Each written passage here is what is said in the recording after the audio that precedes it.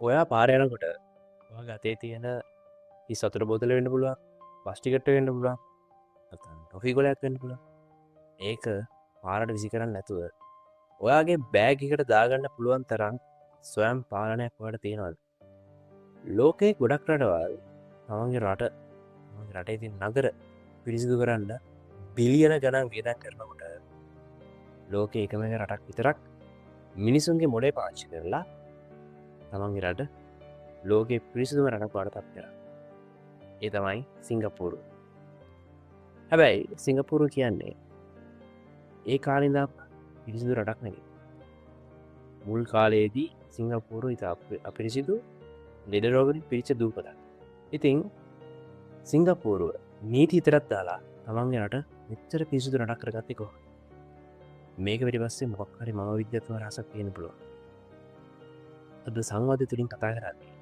සිංගප්පූරුව මනෝවිද්‍යාවෙන් ලෝකෙ දේවයි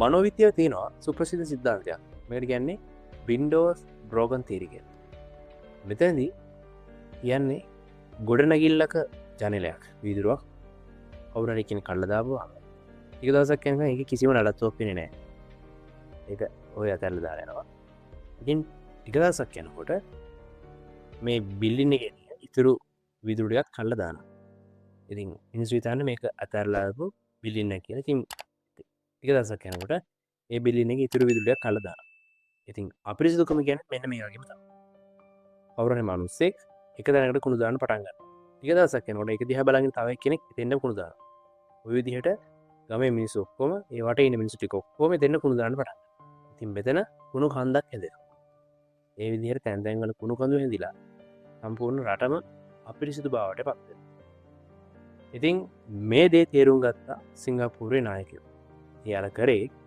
සම්පූර්ණ රටම පිරිසිදු කරපේ අපිරිසිදු වෙලා තිබ්බතැන් පොදු ස්ථාන සම්පූර්ණයෙන් පිරිසිදු කරලා සම්පූර්ණ උල් කලීන් රටක් කර ඉතින් මේ විදිර කලීන් රටක් කරවාට පස්සේ මිනිසුන්ට නැවතත් ඒක ගිහිල්ලා අපිරිසු කරන්න බැරිවුණ මොකද එයාලගේ ආසල්පයක් හැදුනා මොකක්ද නැවතත් මේදිර අපිරිසු කරපුම එයාලා ගැන සමාජ බයක් සහ ලැජ්ජාවක් ඇතිවුණ මේ විඩියෝ බල ඔයාට හිතේ ලංකාවත් මේ විදිරන අලුත් පොදුස්ථාන ඉදි කරලා විවෘත කරා සති අධ්‍යයක් යනකොට පරණ විදිහරම අපිරිසුදලා කියන ඔව එක ඇත්ත එ වෙන්න පුළුවන් ඉතින් සිංගප්පු රජය මේකටත් කිරීමක් ෙදවා මන්ද ඉලන් කියන්න යන්න අන්නේ ගැන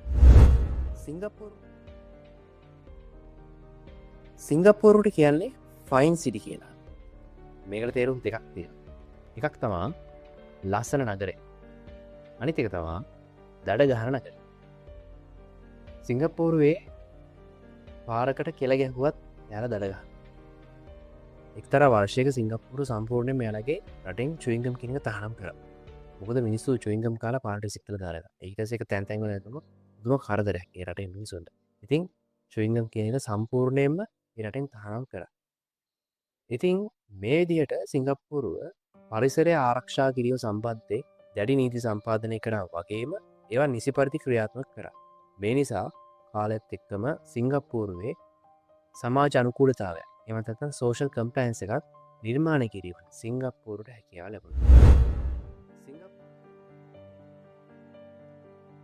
සිංගප්පූරේ නිර්මාතෘ ලීකවයනු මහත විශ්වාස කළා සිංගප්පූරුව දියුණු රටක් කරන්න කලින් සිංගප්පූරුවන්න තුන්වනි ලෝකයේ මිනිස්සු පළවෙනු ලෝකයේ මිනිස්සු බවට පත් කරන්න ඕනගේ ඉතිං එසඳහා එතුම පාච්චි කළේ කල්චරල් ඉංජිනීට ඉතිං ඒ වෙලා වෙදී එතුමා කරේ එරටේ වැඩිටියම වෙනස් කරන්න කිපගෙන එතුමා වෙලා ෆෝකස් කරේ සිංගප්පූරු ඉන්න මුංචි දරු පාසල් යන දරුවා ඉතිං පාසල් අධ්‍යාපනයට පරිසරයේ සුරකීමේ වැදගත්කම පරිසරයට ආදරය කිරීම රටට ආදරය කිරීම වගේ හොඳ කන්සෙප්ට් ස්කොල අධ්‍යාපනයට දාලා ඒ දරුවාම ලස් කර ඉති මේ රිසාට මොත් දන්න දුන පාසලෙන් හැදිරවෙල්ලකි දරුවා ගෙදර කියට පස්සේ තැන දැන කුණුදාන තමන්ගේ දෙමෝපයන්ට වැරද්ද පෙනලද ඉතිං පවුලක් තුළින්ම සමාජය වෙනස් වුණ දැන් අපි මේ අපේ රට ලංකාවත්තෙක් පොට සංසන්ධනය කළබ ඔයා දැකලා තියෙනවද මේ කුණු දැමීම තහනම් කියලා බෝඩ්? අන්න එතනත් කුණු දාලා ගින් කියන දැකලා තියෙනවනේ. උදාහරණයක් විදිහට කියන්න. අපි හැමෝම වගේ ශ්‍රීපාදයේ කරුණා කරන්න යනවා. ඉතින් මේ ශ්‍රීපාද ස්ථානය කියන්නේ ඊටම සංවේදී පරිසර කලාපයක්. හැබැයි කියන්න කනගාටුයි. ශ්‍රීපාද ස්ථානෙත් බෝඩ් ගහලා තියෙනවා. කුණු දැමීම තහනම් බුලත් කෙල ගහන්න එපා. ප්ලාස්ටික් තැන් වල දාන්න එපා. මේ ඇත්තටම මේ බෝඩ් ගහලා තියෙන තැන් වලටත් ඒ විදිහට ප්ලාස්ටික් බෝතල් බුලත් ඉර කාලා විසි කරලා දාලා තියෙනවා. ඒ විදිහට අතිසු කරලා තියෙනවා. ඇත්තටම ඇයි අපේ රටේ මිනිස්සු මේ විදිහට පරිසරය විනාශ කරන්නේ? අපේ රටේ මිනිසුන්ට උපතින්ම විනයක් නැද්ද? නෑ. ඒකට බලපාන මනෝවිද්‍යාත්මක හේතු තුනක් තියෙනවා.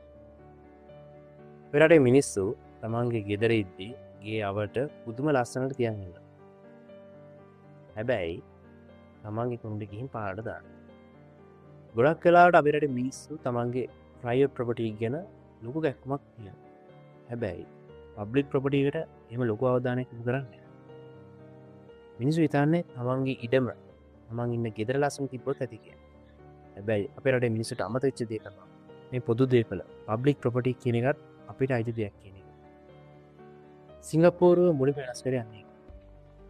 සිංගප්පූරුව එරට ජනතාවට ඒත්තු ගන්නවා මේ පබ්ලික් ප්‍රොපර්ටි කියලා. පොදු දේපල වල අයිතිය තියෙන්නේ මහ ජනතාවටමයි කියන එක. ලංකාවෙත් පරිසරය ආරක්ෂා කිරීම සම්බන්ධයෙන් විවිධ නීති තියෙනවා. හැබැයි ප්‍රශ්න තියෙන්නේ මේවා හැමෝටම සමානව ක්‍රියාත්මක නොවීමයි.